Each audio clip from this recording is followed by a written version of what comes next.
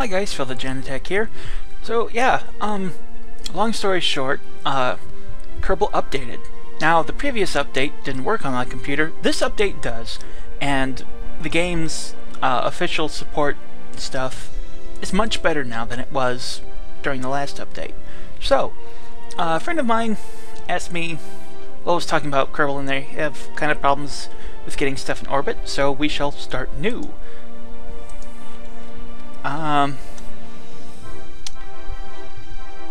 For interwebs. Interwebs? Yes, interwebs. Okay. And start. So this is just going to be a really basic rocket. And this is a new one for this one. The Octo 2. Basically, it's an Octo, except it's cheaper, and someone sat on it. So it doesn't weigh as much either. I'm picking this for our satellite because it's the cheapest. This is going to be the cheapest satellite possible. I'm going to put a little antenna on it just because. Actually, no, that comes second. Making the satellite. We've got our pod thingy. Name it Fehu 1. Okay. For this very first satellite, we're going to make it cheap and easy. So the Oscar B fuel tank. And the LV-1, which is the itty-bitty engine. Okay. Now for utility, we want... How much does this weigh? 005. 005. Excellent. Okay, angle snap is on. Perfect. So we shall put you here. And you here. And just to give it a purpose, we'll put the Communicatron on top. To really easily get it centered, angle it so that the surface is slightly away from you and snap it on. See? Easily centered. So we have power, we have battery, we've got the pod, the fuel, the tank, the fuel tank, the engine, and the thingy.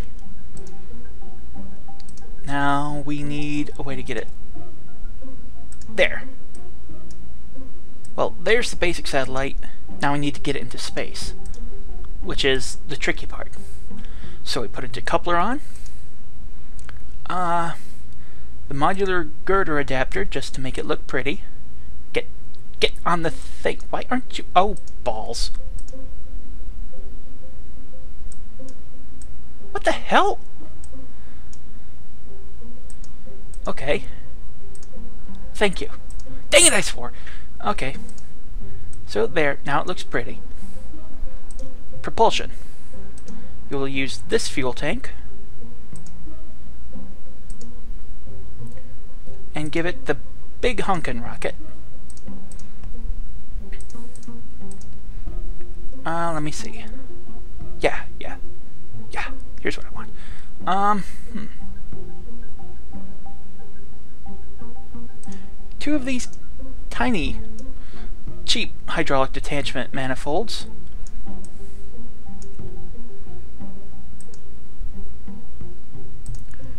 Propulsion. Solid fuel boosters, the cheap small ones. Okay, aerodynamics.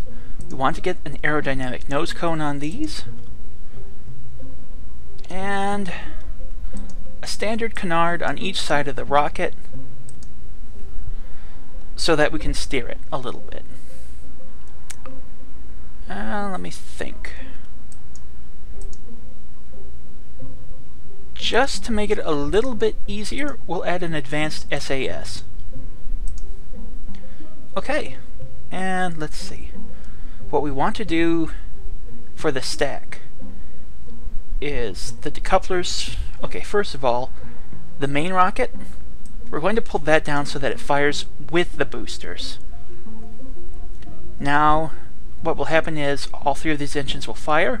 When these stop, we'll detach them. When this stops, we'll detach it, and then it's just the satellite. Okay, save, and launch. This should work. Like I said, this is just a really basic, simple rocket. And I'm not entirely sure this will make it.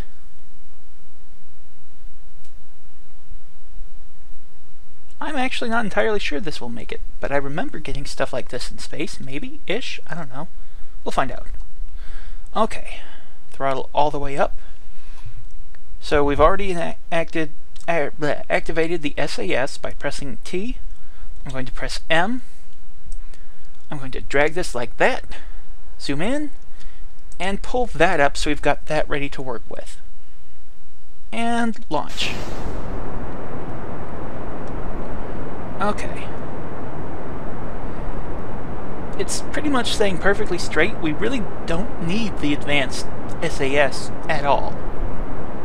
Just because this thing is so small and so simple. But I really like having it. And yeah, there's what that stuff looks like. Solid fuels out, eject. Okay. Maximum altitude of 35. We're out of the lower atmosphere now, so there's less air resistance. And once this hits 70, drop it down to nothing.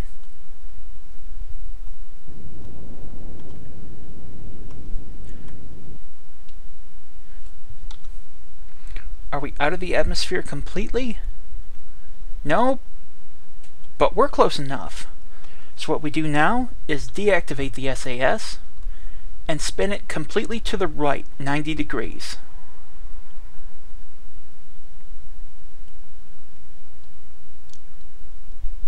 Okay.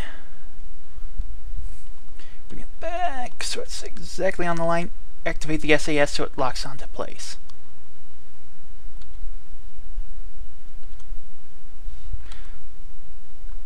This is important. That, okay. If you look at the spinny circle thing at the bottom, that symbol to the left of it, the circle with the 3 lines, that's the direction you're going. There's another one on the opposite side, which is the back of your ship, for decelerating. To get a good orbit, we're just going to go straight 90 degrees and activate that. Activate the engines. That gets you the best spread. Okay.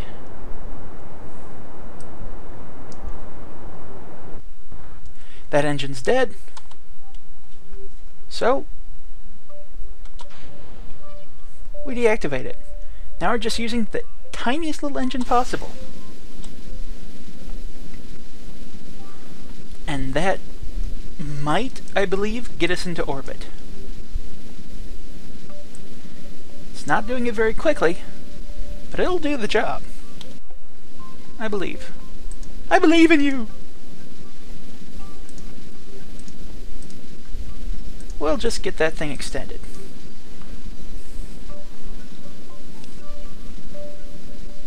Yeah, that should do it. Just move. Yeah, we've moved that ball thingy at the bottom just so we've got a better orbit. Oh yeah. This'll definitely make it. I hope. It'll be really embarrassing if it doesn't. Should take most of its fuel though. Just gotta wait for it.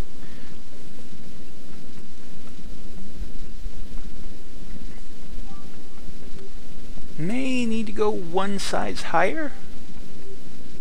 I don't know. We still got a ways to go yet. Oh. We're almost there. Yeah!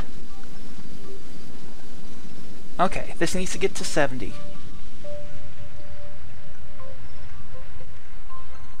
okay, we're in orbit around Kerbin. Our apoapsis is 100. That's 70. That's a pretty good orbit. As you guys can see in the upper right corner, we still got some fuel left. So now we will speed things up again,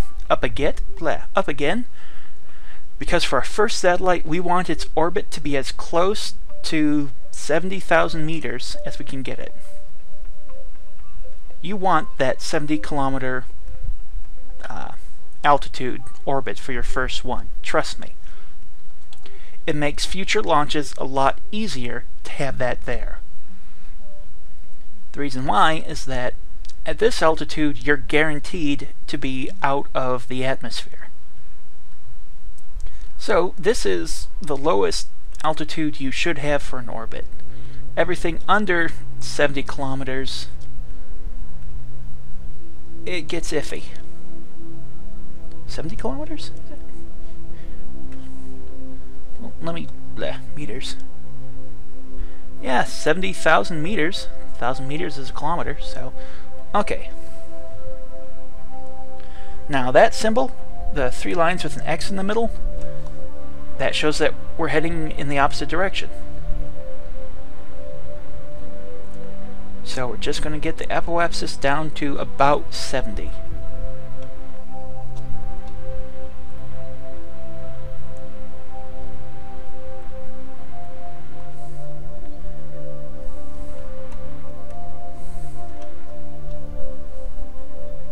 Okay, there's a little difference, but I can live with that. Because, I mean, getting a 1,000 meter difference in outer space, that's a drop in the bucket, quite frankly. So yeah, we now have the Fehu 1 satellite in orbit.